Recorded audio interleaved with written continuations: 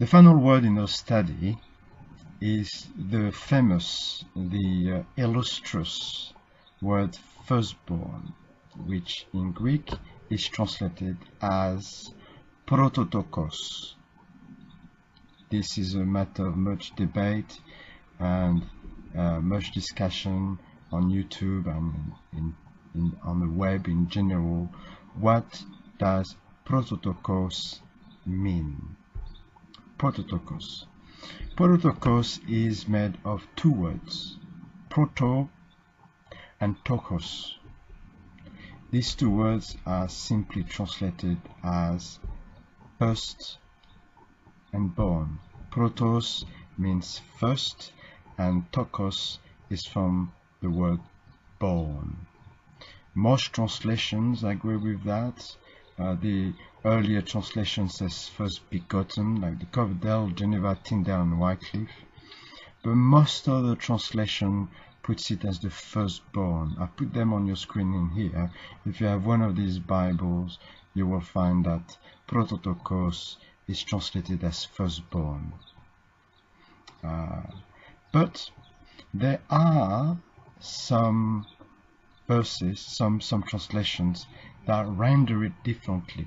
We see here at the bottom of the screen, some says is the first of all creation, the first of every creature, or is supreme over, maybe he's the primal source of all creation, or the primal source of every creature. Or the TCNT or the WNT says firstborn, they do say that, but then they add and head or and Lord. So that's what we're going to look at. Why do some translation render it differently than firstborn? And the main reason I wanted to do that is because there's a big argument amongst both Unitarians and Trinitarians and Unitarian versus Trinitarian who disagree on that. Should it be πρωτοτο κος meaning firstborn, or does πρωτοτο κος means supreme over? So we're going to look at that right now. On your screen here now is the words in Greek in the New Testament that have proto as a starting base, which means first. Now you see here where the first one says is preeminent. This is the translation of the word πρωτοτο. I think I said it right. Preeminence means the first, either in rank or influence. Πρωτοκα θεδρία is the chief seat, sitting first. So you see here the word first here always comes, but sometimes the word first can mean the head, the head seat, the head place, the head chief. But in Greek they use the first instead of the word head, because that person is first in rank, or first in influence, or first in order, first in importance, first in time, first in place. First in Greek means a lot of things, and this is why you have all these words in here.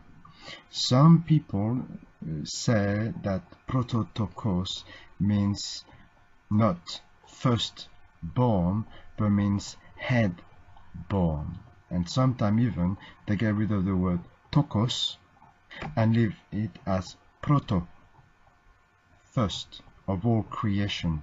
Doesn't have the word born in it.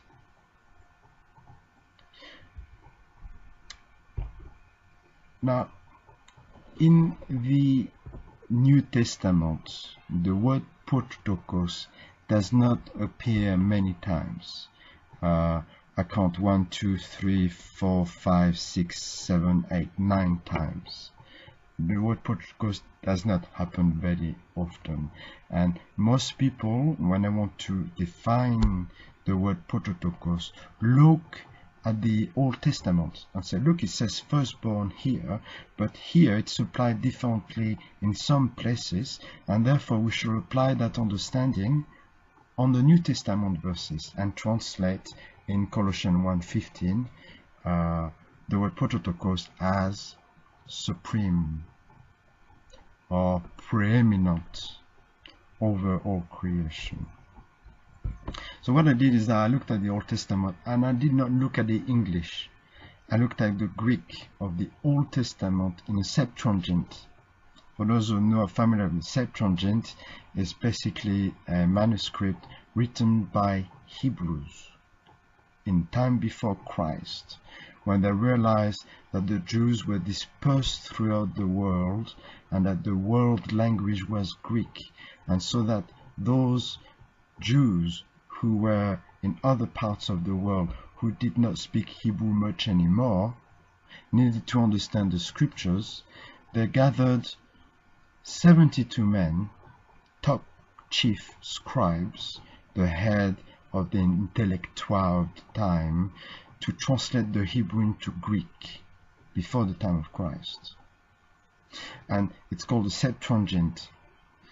Septuagint was written in Greek, and the word πρωτοτο κος there is in the text more than 100 times. I've put the verses here for your reference. If you're really interested in it, pause the video or come back on it later and then check those references. You will find that 99% of the time the word πρωτοτο κος in the Septuagint is translated in our English Bibles as the firstborn. It is undeniable that the word πρωτοτο κος for the Greek of that time meant firstborn and nothing else. The Bible talks about the firstborn son of Pharaoh who died.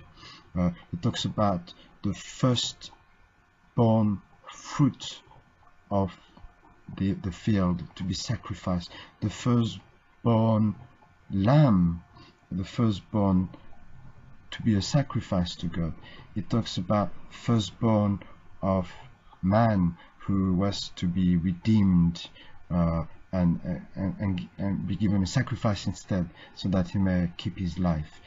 There's a lot of simple verses that describe πρωτοτο κος as firstborn, and most of these verses here, there's over 100, that 99% of them, the word πρωτοτο κος does simply mean firstborn. And so in the Greek also, out of these 9 verses, if you put firstborn in that place, is clearly understandable and straight to the text. If firstborn, there's no confusion with that, should not be translated according to all these 100+ verses as something else than firstborn.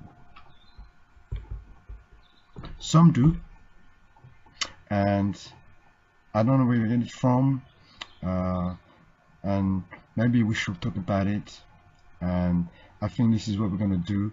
I'm going to make another video attached to this one as the part 2 of a video, and we're going to talk about the implication of what we've looked at today, the implication of Colossians 1:15. What does it mean now that we have that translation, that Jesus is the firstborn of every creature and not supreme or preeminent over all creation like some people translate or interpret it to be? What's the implication of it? What does it mean to us? How is it related to the rest of the New Testament? How should it change or preserve your doctrine? Stay tuned, and thank you for watching. God bless you all in Christ Jesus.